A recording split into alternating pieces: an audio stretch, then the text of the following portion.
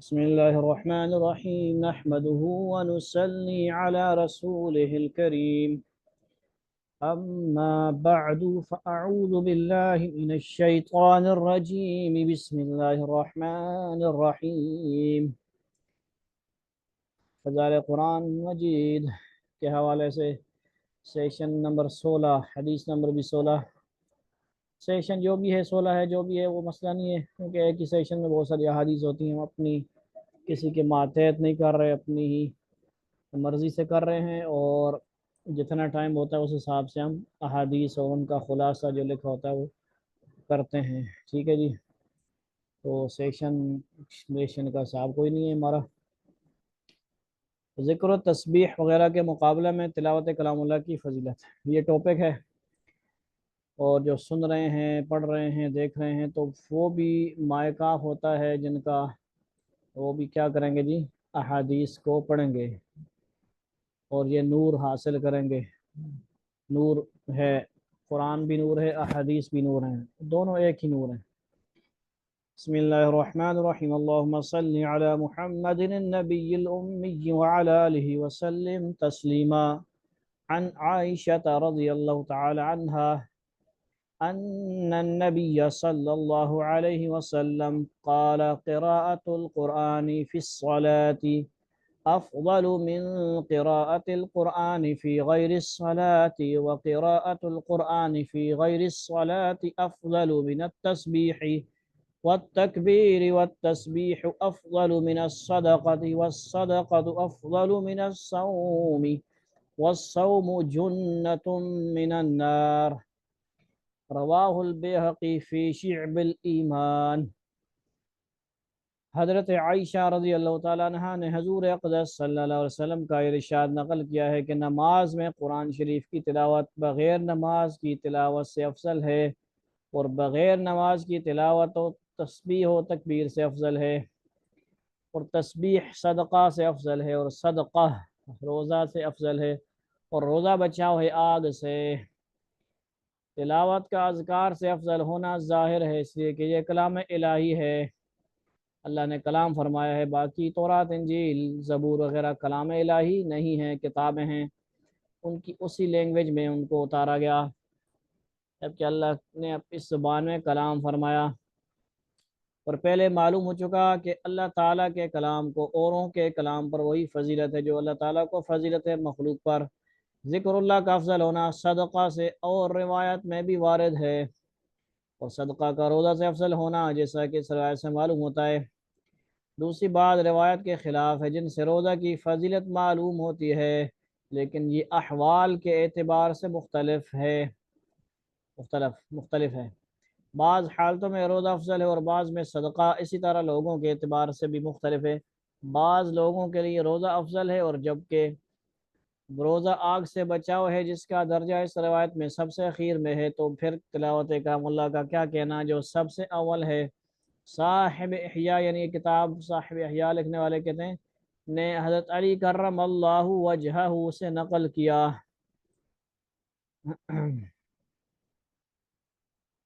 ٹھیک ہے جی، نقل کیا ہے کہ جس شخص نے نماز میں کھڑے ہو کر کلام پاک پڑھا اس کو ہر حرف پر 100 نیکیاں ملیں گی، سبحان اللہ۔ ٹھیک ہے جی، عام کیا ہے جو بغیر قرآن کے آگے ساری میرے خیال سے بات آ جائے گی تو ہم اس کو پڑھ لیتے ہیں پہلے۔ ہر حرف پر یعنی کھڑے ہو کر جو نماز میں قرآن پاک پڑھتا ہے اس کو ہر حرف پر 100 نیکیاں ملیں گی۔ الحمدللہ پڑھا، الف پر 100 نیکیاں، لام پہ 100 نیکیاں، حا پہ 100 نیکیاں، میم پہ 100 نیکیاں، دال پہ 100 نیکیاں، الحمد کتنی ہو گئی؟ 1 2 3 4،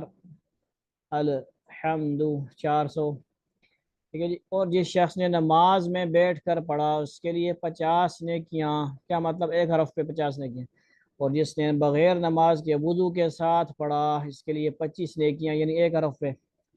اور جس نے بلا وضو پڑھا اس کے لیے بھی 10 نیکیاں، سبحان اللہ۔ من جاء بالحسنۃ فلہ عشر امثالھا،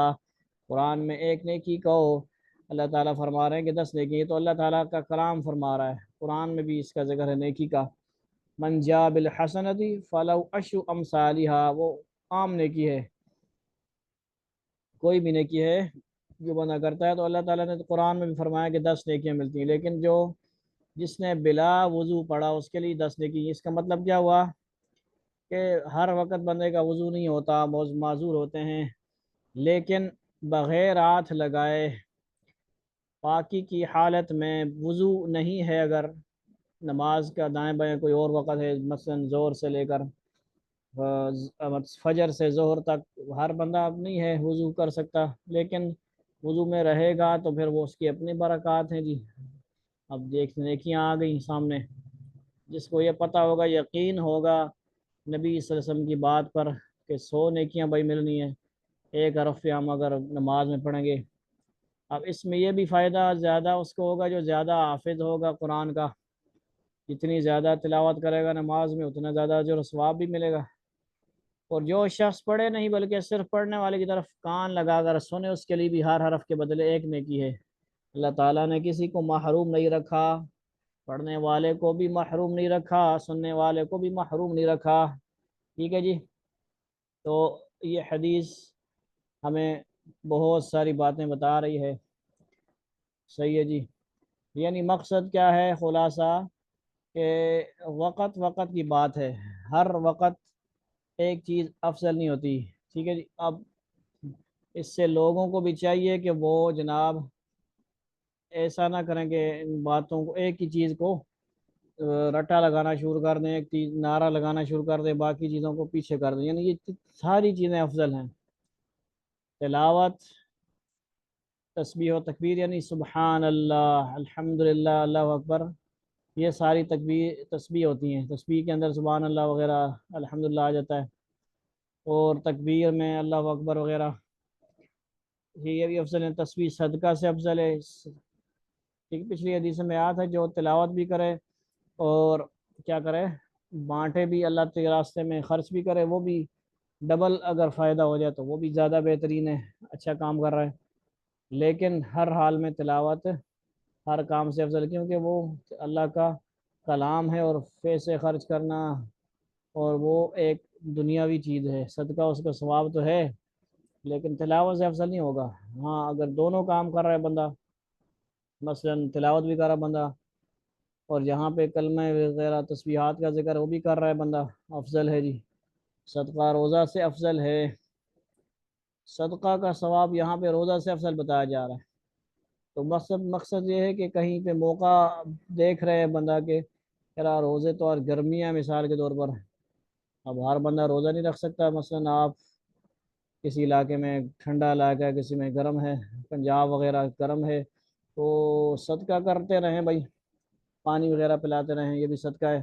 تو یہ پھر روزے سے افضل ہوگا، روزہ رکھا ہی نہیں جا رہا، ٹھیک ہے۔ جو روزہ بچاؤ ہے آگ سے، روزہ رکھے گا تو پھر یہ تو آگ سے بچائے گا، متقین بنتا ہے، لعلکم تتقون آیا ہے قرآن میں۔ تو اللہ تعالی ہمیں ان ساری باتوں پر سمجھ بھی نصیب فرمائے، قرآن پاک صحیح حفظ یاد کرنے کی توفیق عطا فرمائے، اور زیادہ سے زیادہ جو ہے جتنا حفظ ہے کم از کم وہ نمازوں میں ہم پڑھیں، صبح پڑھیں، شام پڑھیں، اتنا ہے کہ نوافل دن کو 4 پڑھ سکتے ہیں، آسان سی بات ہے، مغرب سے پہلے پہلے، یعنی عصر سے پہلے کر لیں، عصر کے فرائض سے پہلے پہلے آپ اگر 4 نفل پڑھتے ہیں تو پڑھ سکتے ہیں، کوئی ایشو نہیں ہے، 2 پڑھیں تب بھی صحیح ہے۔ مغرب کے بعد جو نفل پڑھیں کوشش کریں 2 پڑھیں، اوابین وغیرہ ہیں، عشاء کے بعد ہیں، 2 نفل پڑھیں، اور جتنا تبارک الذی سورہ رحمان جس کو اما پارا جس کو یاد ہے وہ زیادہ سے زیادہ تلاوت کر، ان احادیث پہ ایک ایک آیت پہ دیکھے کہ 100 نیکیاں مل رہی ہیں، جتنا اخلاص زیادہ ہوگا، محبت ہوگی، ترتیل تجوید ہر چیز کا خیال ہوگا، پھر اللہ تعالیٰ اس کے بقدر نوازیں گے۔ اللہ تعالیٰ ہمیں عمل کی توفیق عطا فرمائے اور سمجھ نصیب فرمائے، وآخر دعوانا ان الحمد للہ رب العالمین۔